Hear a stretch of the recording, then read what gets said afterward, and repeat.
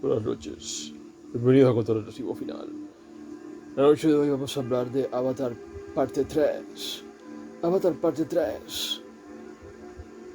Fire and Ash. Fire and Ash. Película que me sorprendió sin duda alguna. No me esperaba. Por acá tengo la 1. No me esperaba realmente un espectáculo de esta calidad, la verdad. Es sin duda lo máximo, la máxima experiencia cinematográfica que tú puedas tener hoy por hoy en un cine. Cuando estamos hablando de una película.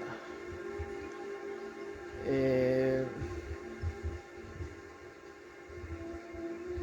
es cuestión de perspectivas, o sea, es un espectáculo, es una película que está bien contada. Se trata de una película llena de efectos especiales. Es la primera película de Avatar que yo veo en un cine. Tengo que ser sincero, cuando esta película salió en cines por primera vez, la 1, no estoy seguro ni en qué año fue, creo que fue en el 2010. No estoy seguro realmente en qué año salió la primera de Avatar. A ver, Avatar 1.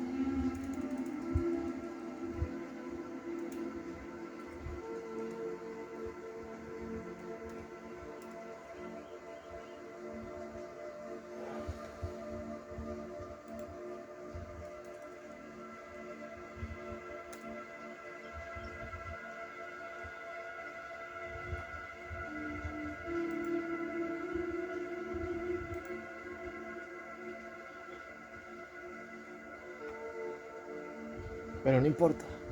Creo que fue en el 2010. Cuando esta película salió, yo tengo que decir que yo estaba muy ocupado. Muy ocupado y realmente no le creía nada al director. No creí que esta película fuera para tanto cuando salió. Después tuve la oportunidad de comprar la película en DVD, la compré en DVD, la vi, me gustó.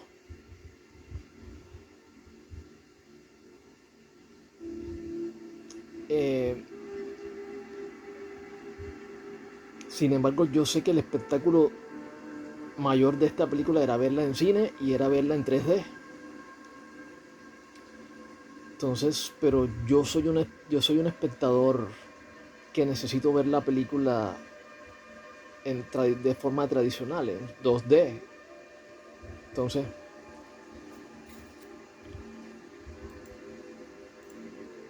obviamente, vi Avatar.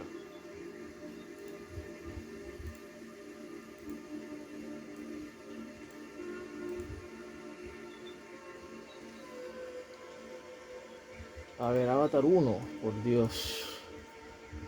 Avatar 1, parece que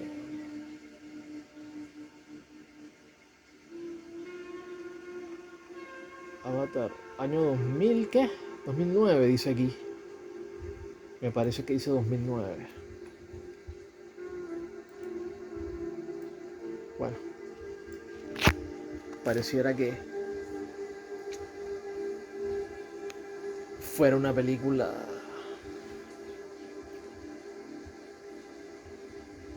necesaria. Era una película que había que verse en cine y yo dejé pasar la experiencia, dejé pasar la oportunidad. Después llegó la segunda parte de esta película, de esta saga.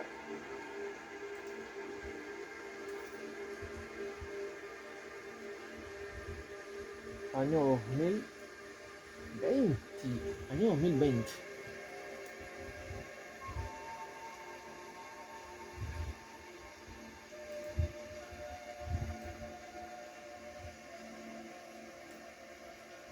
2022.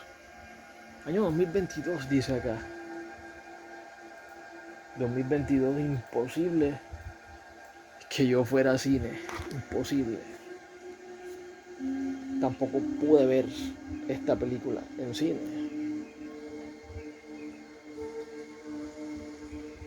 Y finalmente llega esta película, año 2025. 3 años después, me parece que de Avatar parte 2, llega esta tercera parte.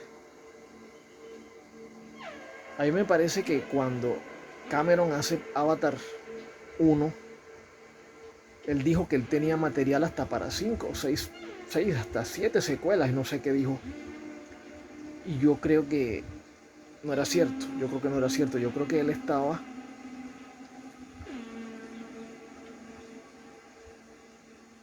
fantaseando con hacer 6, 7 películas de Avatar. Me parece que no tenía tanto material.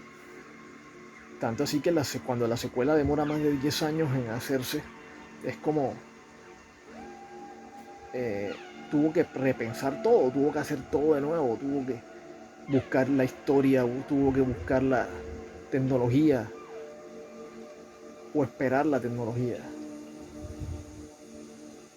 Tuvo que reacomodar todo en su mente, buscar toda la logística, todo el apoyo necesario, porque la película cuando hace tanto dinero es obvio de que es obligatorio una secuela. Es obligatorio una secuela. Recuerden lo que pasó con Joker. Joker fue un fenómeno y fue obligatorio la secuela, tanto así que el director le dio tanta rabia que hizo una basura de película y arruinó por completo lo que había hecho en la primera película. Cosa que si Warner Bros. Ahora mismo está en la bancarrota y se la están vendiendo es por culpa de películas como Joker, parte 2, que arruinaron al estudio. O sea, yo entiendo de que, porque este es un tema que hay que hablarlo. Cuando tienes una película, el estudio es el que asume el riesgo. Pero si la película sale bien,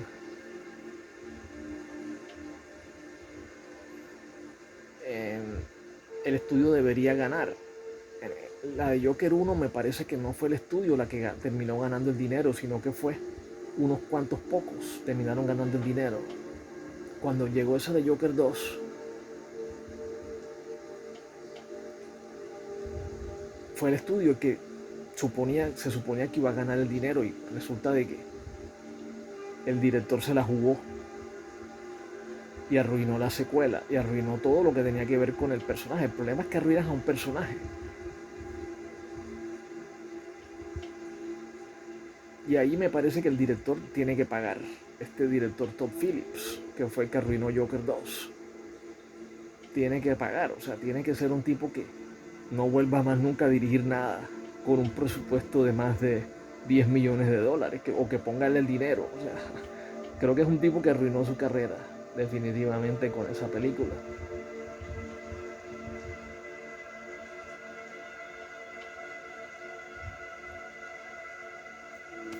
Y acá tenemos la contraparte, tenemos a un tipo que, como James Cameron, que está completamente comprometido con esta saga, que es uno de los tipos más brillantes de Hollywood, que es un tipo que sin duda está entre los mejores directores de todos los tiempos. Eh, Sin duda.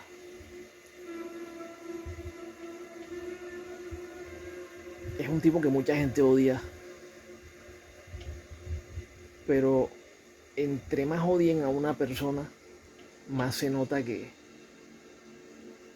es por envidia. O sea, este es un tipo que levanta demasiada envidia en la gente. Sin duda, es un tipo que levanta demasiada envidia.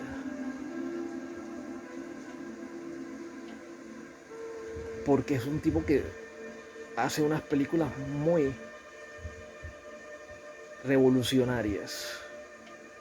Para ser revolucionario tú tienes que siempre tener un pensamiento futuro. un pensamiento contracorriente. Este es un tipo que tiene un pensamiento demasiado contracorriente, demasiado liberal, demasiado libertario, revolucionario.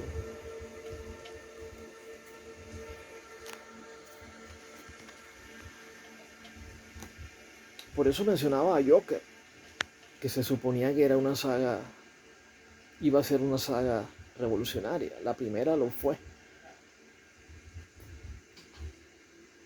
Entonces tenemos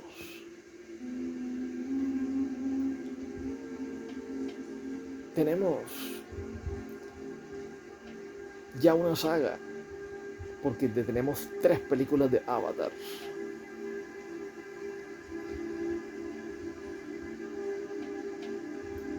Creo que he dado demasiadas vueltas para decir lo que voy a decir. Y se trata de una saga hermosa. Eh, es como ver Princesa Mononoke o como ver Nausicaa Valley of the Wind.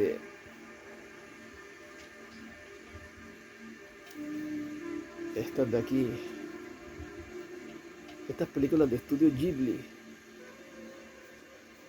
Totoro,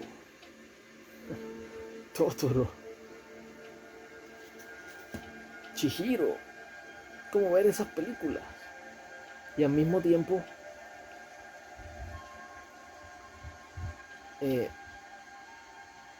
específicamente Nausicaa y Mononoke son películas que son extremadamente revolucionarias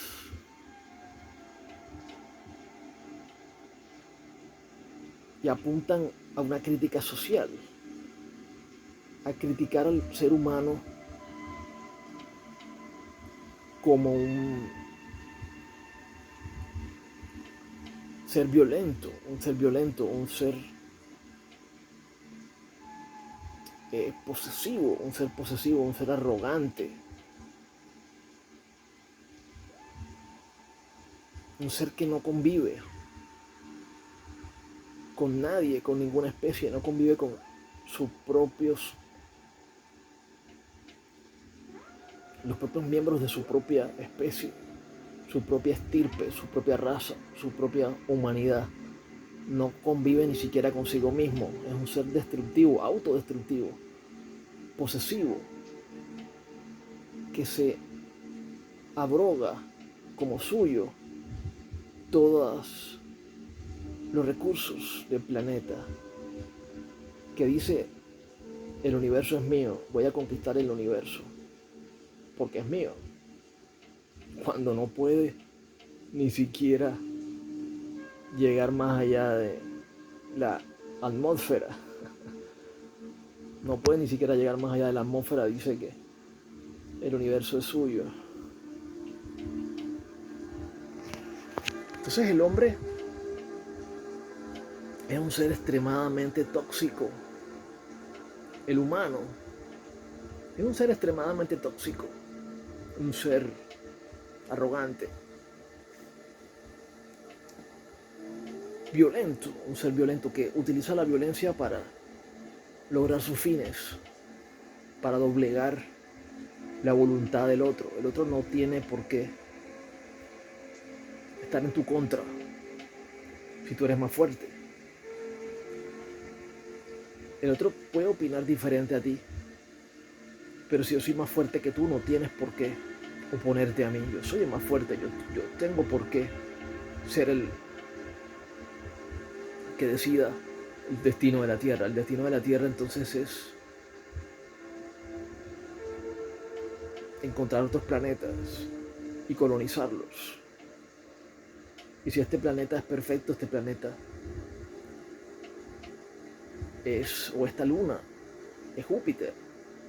Esta luna es perfecta, esta luna es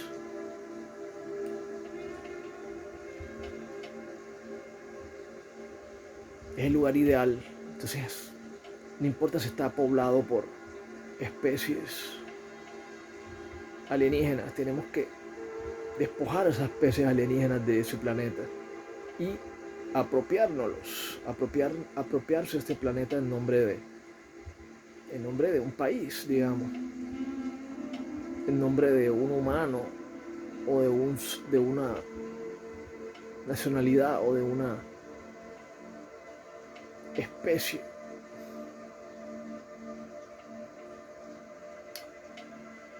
Entonces,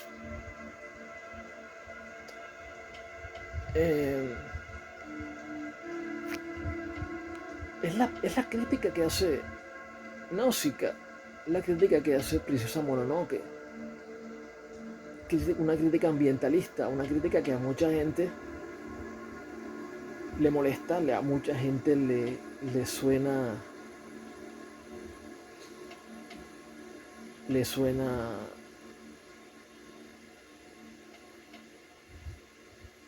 pretenciosa.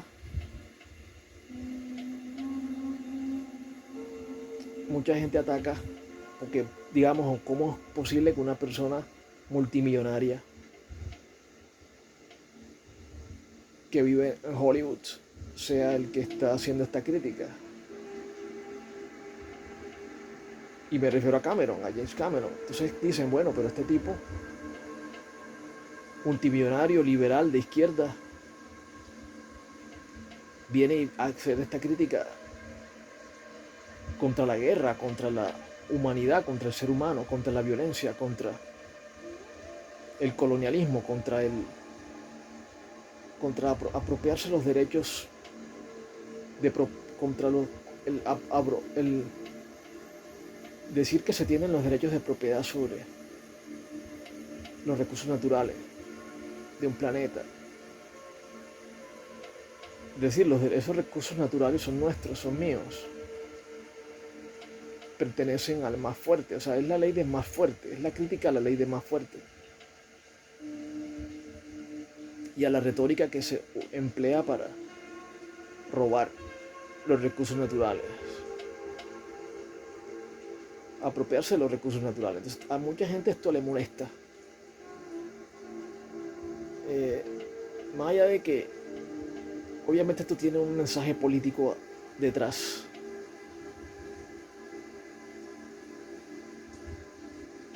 Nosotros tenemos que salirnos de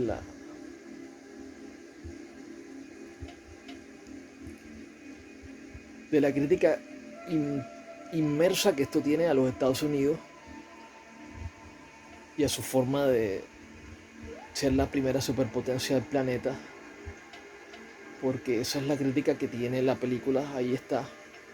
Pero nosotros tenemos que ir más allá, nosotros tenemos que ir a la crítica hacia el ser humano, porque en realidad todos los imperios humanos han actuado parecido. Desde la misma Atenas, Egipto, los persas, el imperio persa, que pretendía adueñarse de Europa y obviamente de la mano de obra europea como esclavos, los persas. Después vino los atenienses, los espartanos, las guerras médicas, después Alejandro Magno y Alejandría, un hombre que también pretendió un imperio mundial, lo que se conocía en ese mundo. Conquistó la India, conquistó Persia, puso de rodillas a Persépolis, creo que fue Persépolis o fue, ¿cómo se llama esa ciudad? Por allá en Irak, la India. Casi que su intención era seguir hacia la China, pero no pudo, porque su mismo ejército ya no podía más. Pero estamos hablando de distancias que eran muy grandes, para recorrerlas con un ejército era imposible en ese entonces. Sin embargo, Alejandro Magno conquistó mucho del mundo conocido en aquel entonces. Después el Imperio Romano. El Imperio Romano conquistó por más de 1000 años Europa.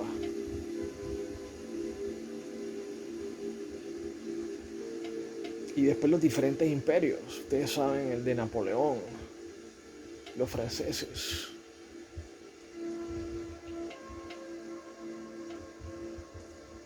Mussolini, Hitler. La independencia de los Estados Unidos, la independencia de Latinoamérica, de los países latinoamericanos.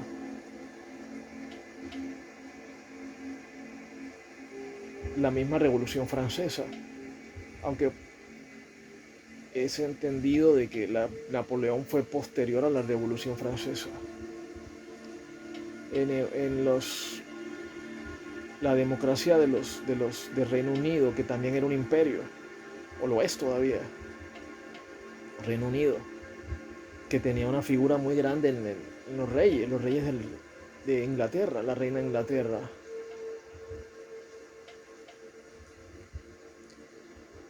Todos estos temas son bien interesantes, pero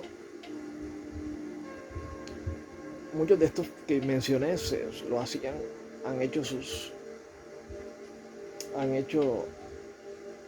sus imperios con base en la apropiarse de los recursos naturales de diferentes países más débiles o más atrasados tecnológicamente, culturalmente.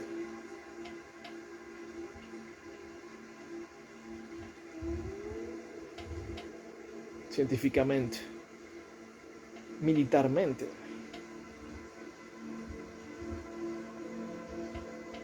Hoy por hoy es la batalla por las tierras raras, por los recursos naturales. Creíamos que el petróleo ya iba a estar superado, pero parece que China hizo que el orden mundial se replanteara hacia continuar con el petróleo como principal fuente de combustible del mundo.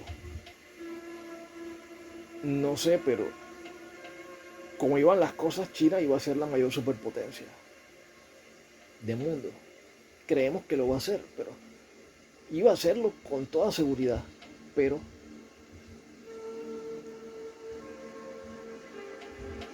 no sé qué es lo que ha sucedido con este tema de China como mayor superpotencia económica del mundo. Si eso va a ocurrir o no como consecuencia de que se deje de usar el petróleo. Y es que China quizás tiene las mayores reservas de tierras raras para fabricar baterías.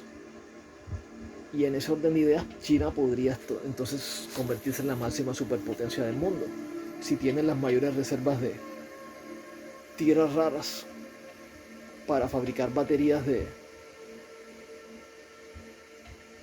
entonces significa de que ellos podrían dominar el mundo más rápido de lo esperado. Entonces, si se utiliza el petróleo, yo no sé si es así la cosa.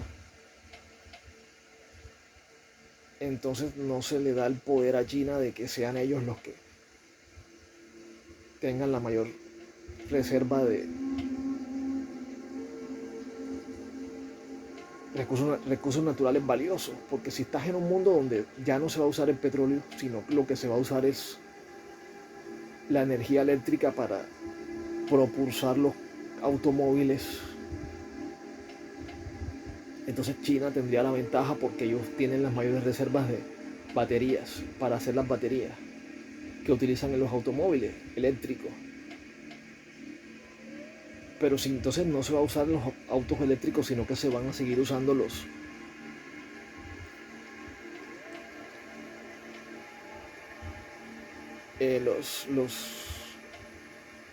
petróleo, los hidrocarburos que le llaman, la gasolina. Entonces China tendría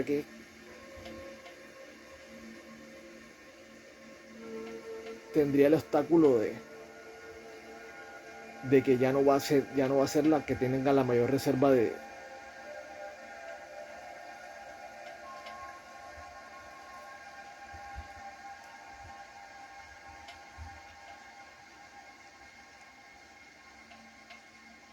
recursos naturales en el mundo.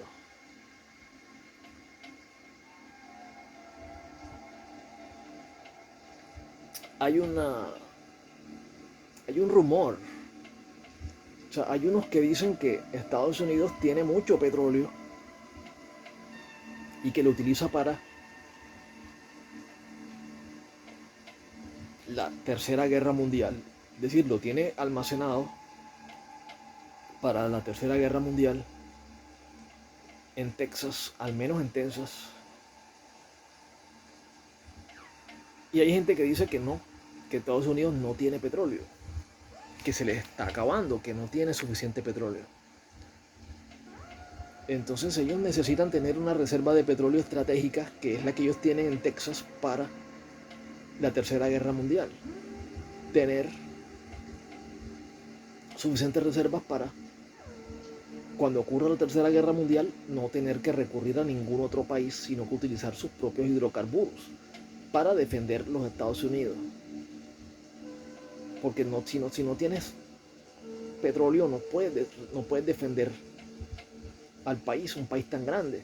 Necesitas petróleo para poder abastecer los aviones. Porque muchos de estos barcos ya tienen combustible nuclear. Los barcos, los submarinos, ya tienen combustible nuclear. Los portaaviones podrían abastecerse sin necesidad de petróleo. Pero lo que son los aviones, lo que son los tanques, lo que son los carros armados y los vehículos de transporte, como los aviones grandes, el Hércules y todos estos aviones, necesitan todavía combustible fósil, petróleo. Entonces, el petróleo todavía es necesario para la Tercera Guerra Mundial. Entonces ellos tienen unas reservas que son estratégicas, que se las estaba gastando Joe Biden. Tengo entendido que Joe Biden se las estaba gastando en su gobierno que tuvo hace unos años atrás. Entonces,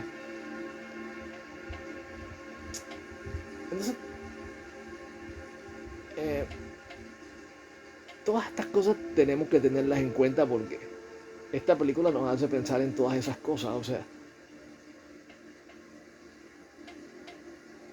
no se trata para mí de tomar esto como un tema político, porque si nos vamos por ese lado, entonces la película la vamos a tener con una menor calificación de la que se merece, porque esta película se merece un 10 para mí de calificación. Avatar 3, Fuego y Cenizas, Fire and Ash, creo que se merece un 10 en calificación. Pero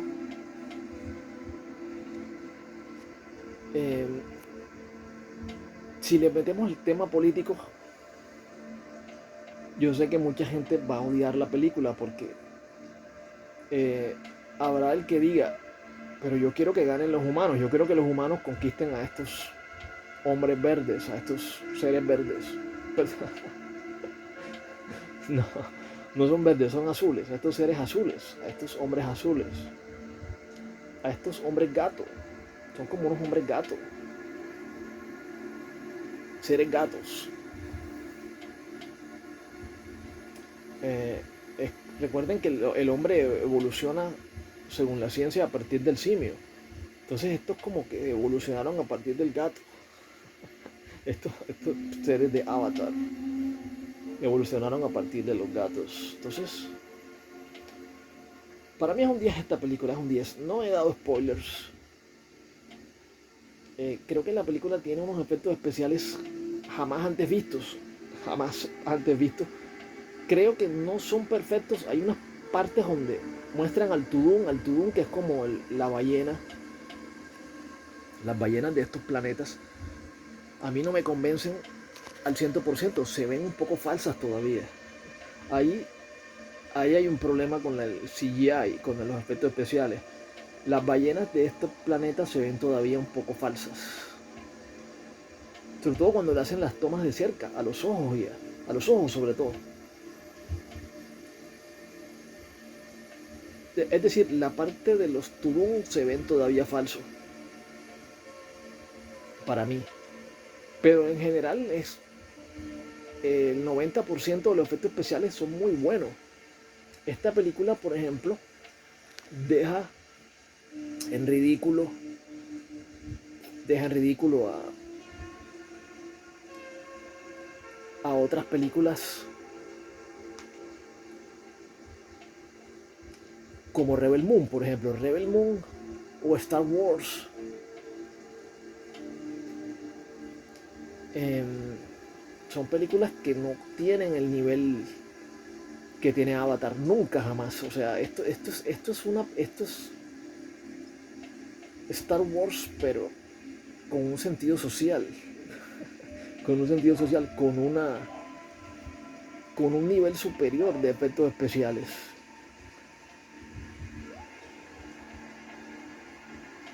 Podríamos estar ante la saga más grande de ciencia ficción, ciencia ficción de todos los tiempos.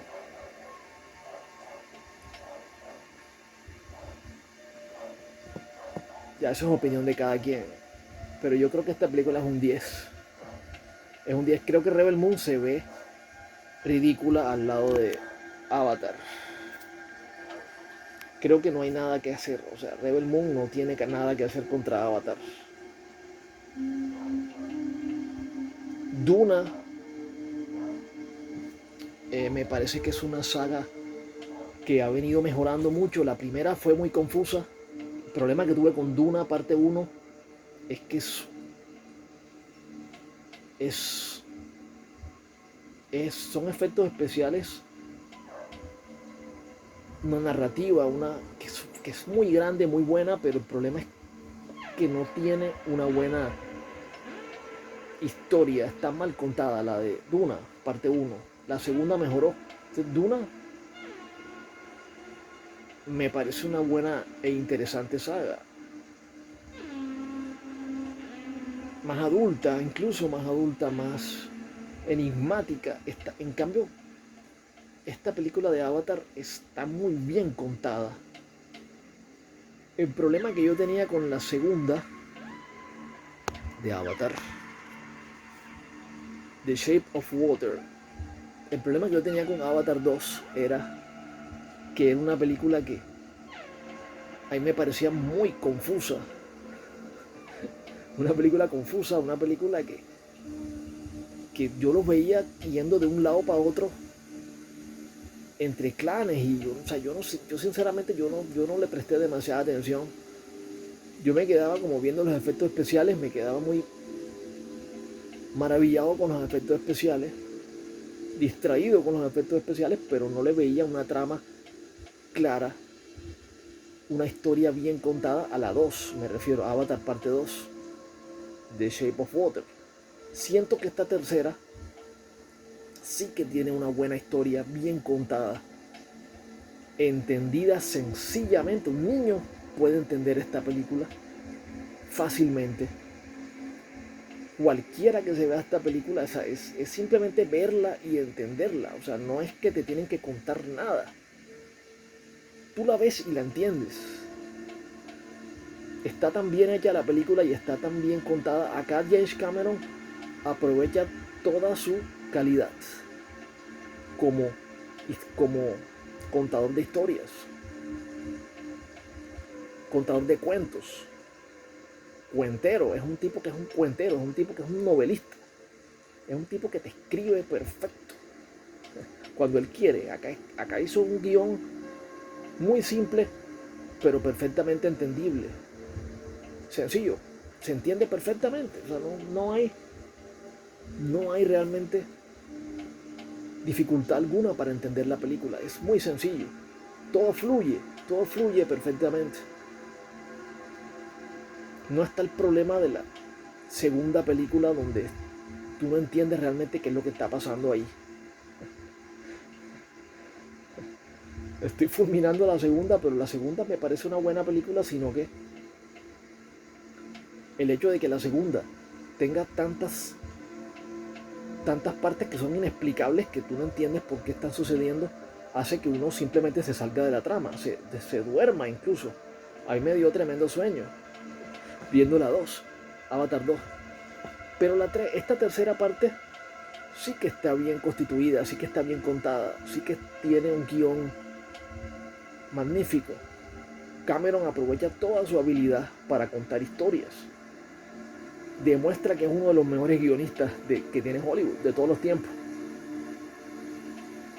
Es un guionista maravilloso.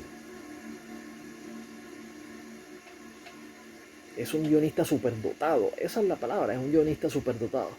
Es un tipo súper inteligente, o sea. Sabe los temas de actualidad. Sabe los temas de actualidad. Sabe dónde debe golpear, dónde debe hablar, dónde debe meterse, dónde duele.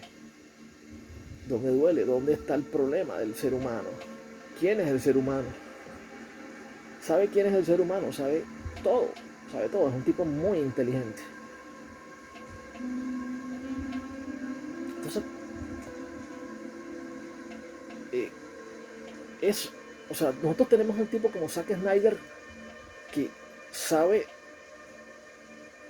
contar historias visualmente en cuanto a lo visual, pero en cuanto a la parte de la narrativa, de la falla, en cuanto a la parte de la escritura falla.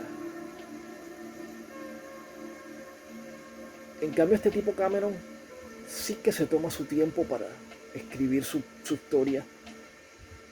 Se toma años porque esto tomó más de 10 años, esto tomó 15 años para hacer esta película. Y se notan los años que se toma el tipo para hacer la película, está muy bien hecha. Creo que la segunda es la que está sacrificada de esta saga de 3 películas hasta ahora. La segunda es la que está un poco sacrificada porque le falta trabajo de guión. Increíblemente le falta trabajo de guión, pero esta tercera justifica perfectamente que la que se sacrificó fue la segunda para poder darnos una tercera parte magnífica. Un 10. Un 10. Entonces este fue el conteo regresivo final, su canal favorito. Suscríbanse si les interesa este tipo de contenido. Avatar parte 3. Sin spoilers, esta crítica. Fire and Ash. Vayan a verla si les interesa ver una película de calidad.